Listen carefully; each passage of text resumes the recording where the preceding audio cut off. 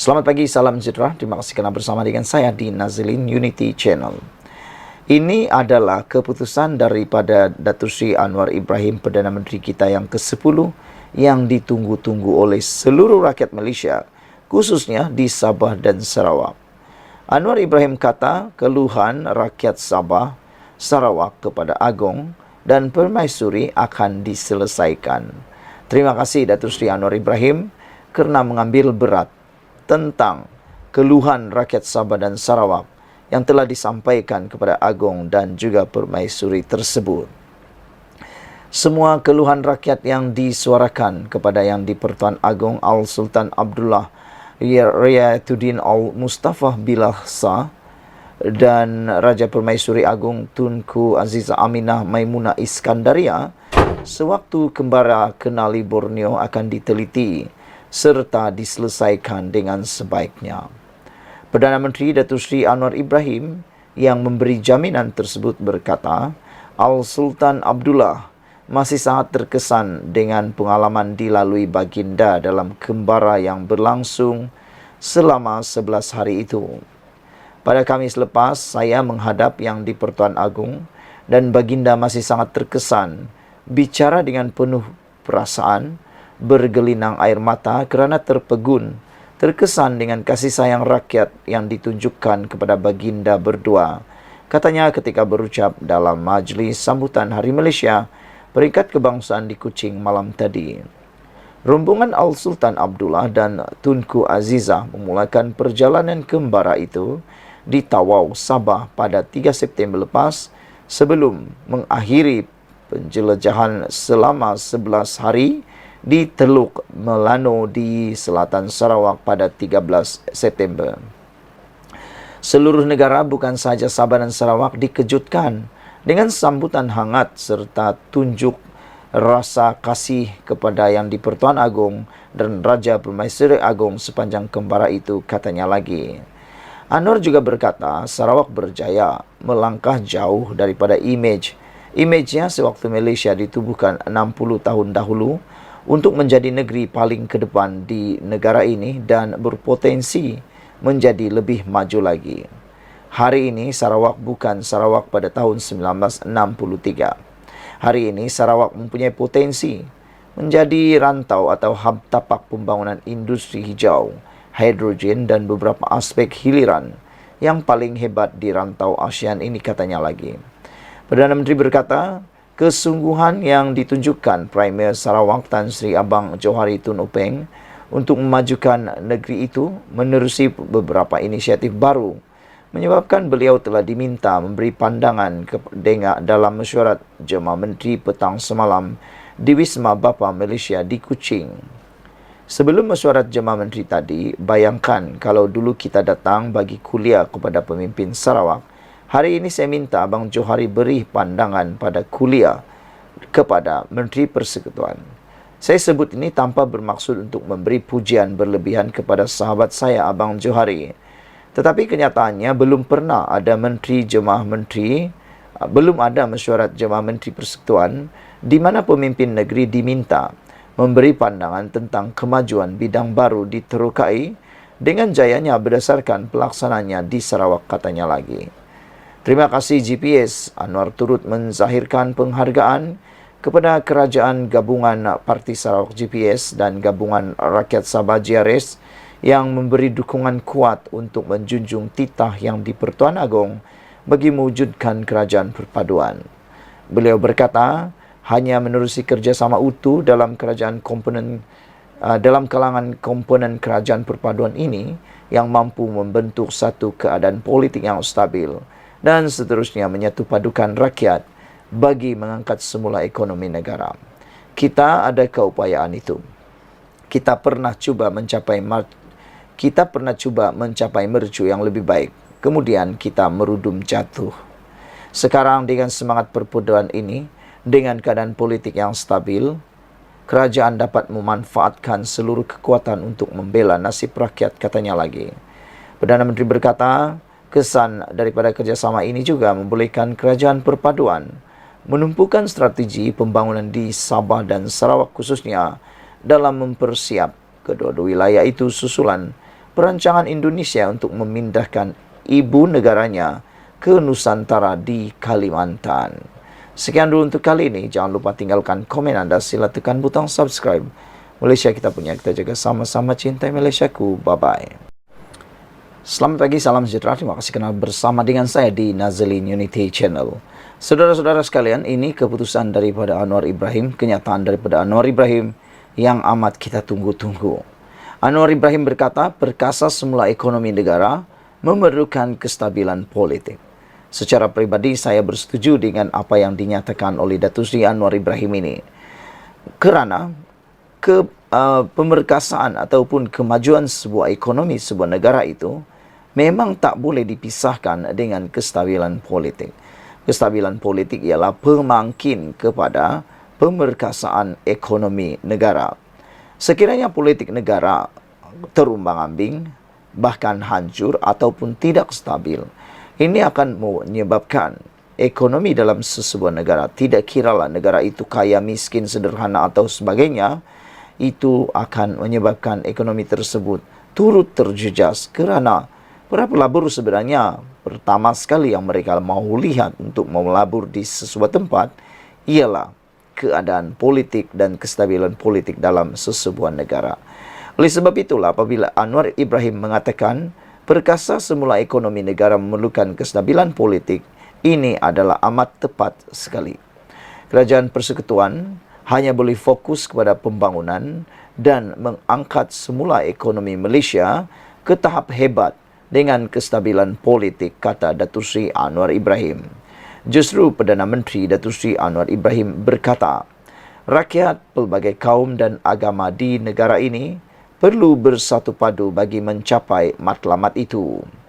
Beliau berkata, ketika ini kestabilan politik semakin menampakkan pemulihan positif dan usaha berterusan perlu dipupuk bagi memastikan ia dicapai sepenuhnya. Dengan semangat perpaduan yang semakin baik sekarang, dengan politik yang semakin stabil walaupun tidak semua parti politik yang mahu bersama kerajaan perpaduan, majoriti besar mahu bersama kita, kata Datuk Seri Anwar Ibrahim. Gabungan Parti Sarawak GPS di Sarawak dan Gabungan Rakyat Sarawak Gabungan Rakyat Sabah GRS di Sabah menentukan supaya kerajaan ini dapat memastikan seluruh kekuatan untuk membela nasib rakyat Malaysia, katanya lagi. Beliau berkata demikian dalam ucapan sempena sambutan Hari Malaysia yang dihadiri tetamu utama pemangku yang di-Pertuan Negeri Sarawak, Tan Sri Muhammad Asfia Awang Nasar dan isteri, Puan Sri Fatimah Muhammad Iskandar di Stadium Perpaduan Petrajaya di sini malam tadi. Turut hadir dua timbalan Perdana Menteri, Datuk Seri Ahmad Zaid Hamidi dan Datuk Seri Fadilah Yusof serta Premier Sarawak, Tan Sri Abang Johari Abang Openg. Turut memeriahkan sambutan ialah Ketua Menteri Sabah Datuk Seri Haji Jinor selain semua Menteri Kabinet Persekutuan dan Sarawak. Anwar berkata, Malaysia pernah mencapai ekonomi yang hebat, namun keadaan kini sudah berubah susulan ketidakstabilan politik. Ekonomi kita sudah merudum jauh dan kita perlu mengangkatnya semula dengan memastikan kestabilan dan mengukuhkan perpaduan, katanya. Menurutnya lagi, dalam usaha mengukuhkan semula ekonomi, Sarawak berpotensi untuk menjadi penyumbang. Hari ini Sarawak berpotensi menjadi tapak pembangunan industri hijau dan hidrogen sehingga meletakkan industri hiliran berdasarkan tenaga diperbaharui, teknologi hijau dan kenderaan elektrik paling hebat di rantau Asia Tenggara, katanya. Berikutan kemampuan Sarawak muncul wilayah paling depan di dalam teknologi baharu itu di Malaysia. Anwar berkata beliau meminta Abang Johari memberi kuliah kepada jemaah Menteri Persekutuan sebelum mereka mengadakan mesyuarat kabinet di Kuching hari ini. Kalau dahulu kita Menteri Persekutuan datang memberi kuliah kepada pemimpin Sarawak, namun hari ini saya minta Abang Johari memberi pandangan dan kuliah kepada Menteri Persekutuan. Ini kerana Sarawak kini berada di depan dalam pelbagai bidang dan aspek, terutama dalam soal industri hiliran berdasarkan kekuatan tenaga diperbaharui dan teknologi serta beberapa bidang baru yang diterokai dengan jayanya berdasarkan pelaksanaannya di Sarawak. Selain itu, Anwar turut memberi jaminan akan mengarahkan seluruh jentera pentadbiran kerajaan perpaduan menangani setiap aduan yang rakyat kemukakan kepada Yang di-Pertuan Agong Al-Sultan Abdullah Riyadhuddin Al-Billah Shah yang pada kembara kenali sebagai Borneo baru-baru ini. Kami selalu saya menghadap Yang di-Pertuan Agong dan Baginda yang masih sangat terkesan, berbicara dengan penuh perasaan sehingga berlinang air mata kerana terpegun dengan kasih rakyat Sabah dan Sarawak kepada Baginda berdua.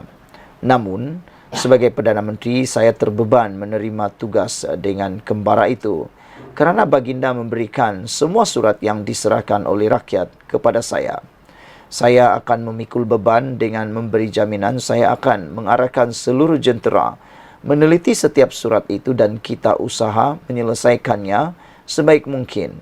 Mana yang tertinggal atau yang sukar saya akan memanjangkan kepada Ketua Menteri Sabah dan Premier Sarawak untuk mereka bersama tangani, kata Anwar Ibrahim lagi. Sekian dulu untuk kali ini. Jangan lupa tinggalkan komen anda. Sila tekan butang subscribe. Malaysia kita punya, kita juga sama-sama cintai Malaysiaku. Bye-bye. Selamat pagi, salam sejahtera. Terima kasih kerana bersama dengan saya di Nazilin Unity Channel. Dipetik daripada BH Online, Abdul Hadi Awang perlu dikenakan tindakan keluar fatwa persenda undang-undang. Sebelum kita teruskan ulasan kali ini, jangan lupa tinggalkan komen anda, tekan butang subscribe itu percuma, dan share video ini. Saudara-saudara sekalian, Abdul Hadi perlu dikenakan tindakan keluar fatwa persenda undang-undang. Apa pendapat anda semua? Belalang amat tertarik dengan kenyataan Presiden PAS Tan Sri Abdul Hadi Awang yang mendakwa konsep atau undang-undang dilepas tanpa dibebaskan DNAA adalah bercanggah dengan Islam. Abdul Hadi mengatakan undang-undang DNAA tidak wujud dalam Islam, bahkan dijatuhkan sebagai hukum haram jika diputuskan. Namun, belalang terkejut apabila konsep DNAA sebenarnya terkandung dalam Seksyen 103 Enakmen Tata Cara Jenayah Syariah Terengganu tahun 2001. Undang-undang digubal pada tahun 2001 ketika Abdul Hadi menjadi Menteri Besar Terengganu. Bahkan enakmen itu hampir sama dengan Seksyen 254 Kanun Keseksaan digunakan pendakwa sivil. Berdasarkan Seksyen 103 enakmen itu, ia menyatakan pendakwa boleh berhenti daripada mendakwa selanjutnya pada mana-mana peringkat apa-apa perbicaraan sebelum penghakiman diberikan. Pendakwa boleh, jika difikirkan patut, memberitahu mahkamah bahawa dia tidak bercadang untuk mendakwa tertuduh selanjutnya atas pertuduhan itu. Dan sesudah itu, semua prosiding atau atas pertuduhan itu terhadap tertuduh bolehlah digantung dengan kebenaran mahkamah. Dan jika digantung sedemikian, tertuduh hendaklah dilepaskan daripada pertuduhan itu. Pelepasan sedemikian tidak terjumlah kepada sesuatu pembebasan, melainkan jika mahkamah mengarahkan sedemikian.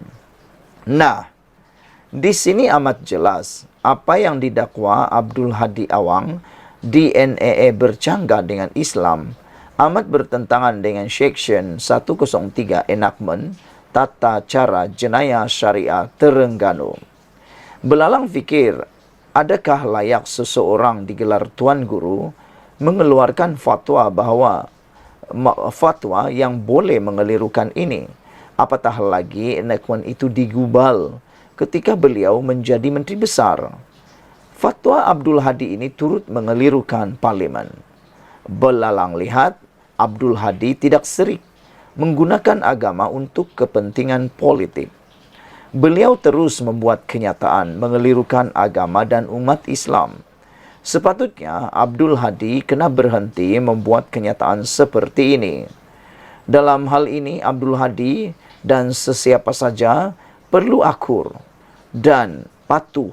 Tita Sultan Selangor Sultan Sharafuddin Idris Shah mengingatkan semua pihak, terutama pemimpin politik, supaya segera menghentikan perbuatan mengeluarkan fatwa secara tidak bertanggung jawab demi memelihara perpaduan rakyat. Sultan Selangor bertitah, sekiranya fatwa dibenar untuk dikeluarkan orang dan pemimpin politik yang akan mencetuskan perbalahan, perpecahan dan keganasan dalam masyarakat yang akhirnya meranapkan tamadun bangsa. Baginda yang juga pengerusi Majlis Kebangsaan bagi Hal Ehwal Islam MKI meminta supaya agama tidak diperalat bagi meraih sokongan, kerana rakyat akan menjadi mangsa kepada perbalahan orang politik menunggang agama. Justru belalang meminta pihak berkuasa, penguat kuasa undang-undang dan pihak berwajib Islam untuk mengambil tindakan sewajarnya terhadap sesiapa sahaja tanpa mengira parti, pembangkang atau kerajaan kerana mempersenda undang-undang termasuk enactment syariah. Dipetik daripada BH Online, ditulis oleh Belalang Jalan Reong, September 17, 2023. Sekian dulu untuk kali ini. Jangan lupa tinggalkan komen anda. Sila tinggalkan komen anda dan tekan butang subscribe. Malaysia kita punya, kita jaga sama-sama cintai Malaysiaku. Bye-bye.